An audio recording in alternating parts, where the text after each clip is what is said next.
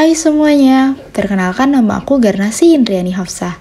Selama video ini berlangsung, kalian bisa panggil aku Indri.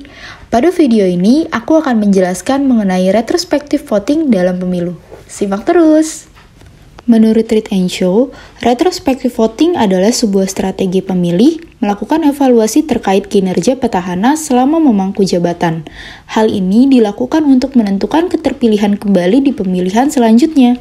Dalam metode tersebut, pemilih cenderung melakukan penilaian dan melihat kembali terkait tindakan, kebijakan, dan pencapaian petahana yang berkuasa sebelumnya. Informasi tersebut dijadikan sebuah dasar untuk memutuskan suara mereka dalam pemilihan berikutnya. Salah satu contoh yang dapat Indri ambil di Indonesia adalah saat pemilihan umum tahun 2019. Seperti yang kita semua ketahui bahwa pemilu 2019 lalu lagi-lagi dimenangkan oleh Presiden Joko Widodo dan pasangannya Ma'ruf Amin melawan Prabowo Subianto dan pasangannya Sandiaga Uno. Selama masa kampanye, Jokowi melakukan promosi diri sebagai seseorang yang memiliki catatan prestasi yang baik selama menjabat sebagai Presiden Indonesia sejak terpilih tahun 2014 lalu, dengan wakil presiden saat itu adalah Yusuf Kalla. Dikutip dari website Kredit Usaha Rakyat, bahwa selama 4 tahun pemerintahan Jokowi JK, fundamental ekonomi makro Indonesia dirasa cukup sehat dan kuat. Sejak tahun 2014, pertumbuhan ekonomi Indonesia dalam tren meningkat.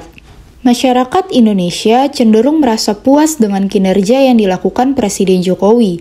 Hingga saat ini, Presiden Jokowi masih diusung untuk maju menjabat pada periode ketiga. Di sisi lain, Prabowo Subianto menawarkan dirinya sebagai alternatif yang lebih baik dan berjanji akan membawa perubahan yang lebih baik dalam berbagai aspek.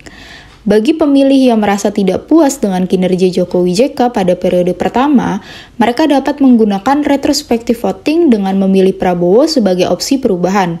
Namun, masyarakat Indonesia masih tetap mendukung Jokowi dalam pemilu 2019, sehingga Jokowi dan Ma'ruf Amin dapat terpilih menjadi presiden dan wakil presiden.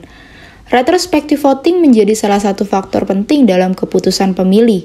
Hal ini juga yang menjadikan adanya keterkaitan dengan akuntabilitas publik sebagai mekanisme kontrol atas sistem demokrasi. Indri mengambil contoh selanjutnya pada pemilihan presiden yang terjadi di Amerika tahun 2020 lalu.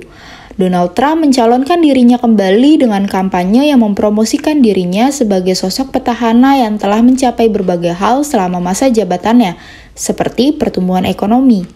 Bagi voters yang merasa puas dengan kinerja Trump sebelumnya, mereka dapat menggunakan retrospektif voting dengan memberikan suaranya.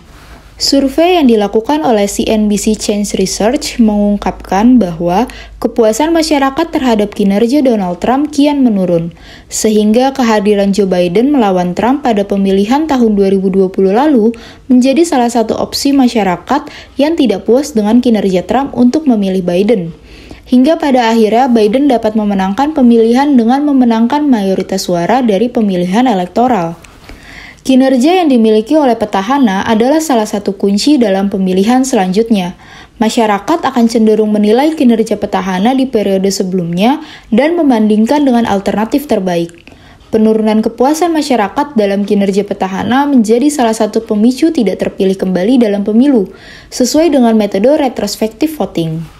Seperti itu teman-teman, sedikit penjelasan mengenai retrospektif voting. Semoga bermanfaat. Sekian dari saya Indri, sampai jumpa.